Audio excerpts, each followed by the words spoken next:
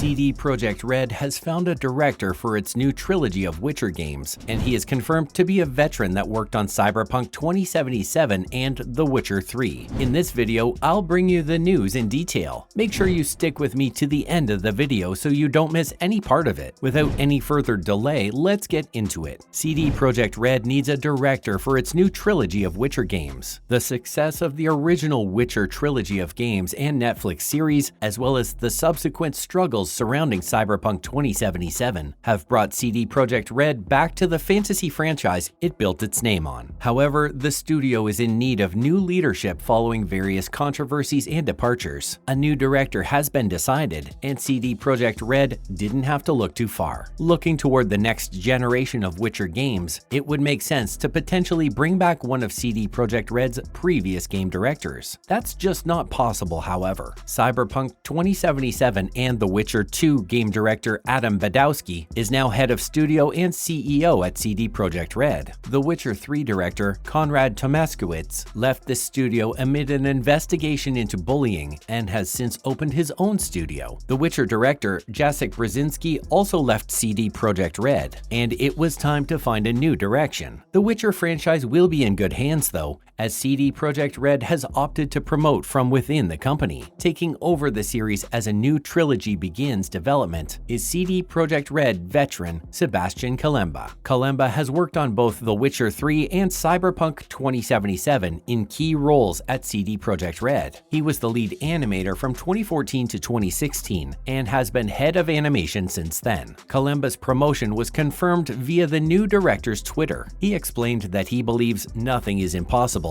and raising the bar, telling emotional stories, and creating worlds is what he is here for. He refers to the project he's directing as the new Witcher Saga, which is potentially an interesting working title for the upcoming games. Lastly, he made it open that he is proud to be working with such a talented and passionate team. As for what that means for the future of The Witcher and the game development at CDPR, that remains to be seen. In October, CD Projekt Red's parent company confirmed plans for the development of 6 different games. That includes the next Witcher game and 2 sequels that will form a new and separate saga next to the original trilogy, 2 Witcher spin-offs, and a sequel to Cyberpunk 2077. Needless to say, Kalemba and all of CD Projekt Red have a lot of work ahead. Next up, let's talk about Witcher remakes and how it must include a key feature from The Witcher 3. Gwent was a hit minigame in The Witcher 3, and it would feel wrong if it isn't included somehow in the remake of the original Witcher game. Let's highlight this in detail. The announcement of The Witcher remake is an excellent surprise for fans of the series, yet it comes with the question of whether or not it will include one of the best aspects of The Witcher 3, Wild Hunt. The Witcher's in-universe card game, Gwent, is one of the best minigames ever made and has earned massive popularity from fans. It has since become synonymous with the Witcher franchise, so The Witcher remake would feel amiss if Gwent wasn't incorporated somehow. Conveniently, a small detail in the original release of The Witcher sets up the card game's appearance in the remake. On its own, The Witcher 3 is an incredible game, to be sure. However, Gwent's impact on it and the fandom shouldn't be understated. The card game was such a hit that CD Projekt Red developed a standalone version available on consoles and mobile, Gwent: The Witcher card game, which features the Rogue Mage expansion exploring the first Witcher's origins. It has even gone on to generate its own esports league, so it would be a huge missed opportunity if The Witcher remake neglects to feature Gwent in the same capacity as in The Witcher 3. Gwent originated from Andrzej Sapkowski's The Witcher novels, though it was pretty different from the version famously featured in The Witcher 3. In English translations of Sapkowski's work, the title of the game is Beryl. The rules are only vaguely described, but differ from The Witcher 3's version in that it seems closer to a traditional card game. The differences make it easy to understand Beryl as an entirely different in-universe card game. However, it is generally accepted by the fandom that Beryl and Gwent are one and the same. Funnily enough, Geralt in the books is still confused by the game, a charming attribute that helped make The Witcher 3's Geralt so great. Gwent was absent from the original Witcher and The Witcher 2, having been introduced in The Witcher 3. However, there is a subtle hint in the original Witcher that indicates Gwent existed in the game universe before The Witcher 3. When Geralt travels to Little Mahakam, the non-human district of Vizima, he can listen to the NPCs chatting about various things. One dwarf mentioned losing in Gwent and accused his opponent of cheating. When the original Witcher launched, this was merely an Easter egg for hardcore fans of Sapkowski's novels. In retrospect, this tiny, easily missed reference carries much more excitement for Gwent fans. It confirms that the game was played on the continent during the game's events and sets up a lore-friendly explanation for the addition of Gwent in the Witcher remake. Now let's highlight how Witcher Remake will make replaying the series actually fun. The first Witcher game has always been the weakest part of the trilogy, but the title's upcoming Unreal Engine 5 remake will hopefully change that. Let's see how that plays out. CD Projekt Red recently announced a remake of the first Witcher game, and this project will finally make it fun to replay the entire action RPG trilogy. Based on the fantasy novel series by Andrzej Sapkowski, the Witcher games follow monster hunter Geralt of Rivia as he battles horrific creatures and maneuvers a tense political world. 2011's The Witcher 2: Assassins of Kings received widespread acclaim, while 2015's The Witcher 3: Wild Hunt is considered one of the greatest video games of all time. The series' first installment is not remembered quite as fondly, but the upcoming Unreal Engine 5 Witcher remake will hopefully breathe new life into the aging adventure. What possible reasons do I have for this claim, you may ask? Well,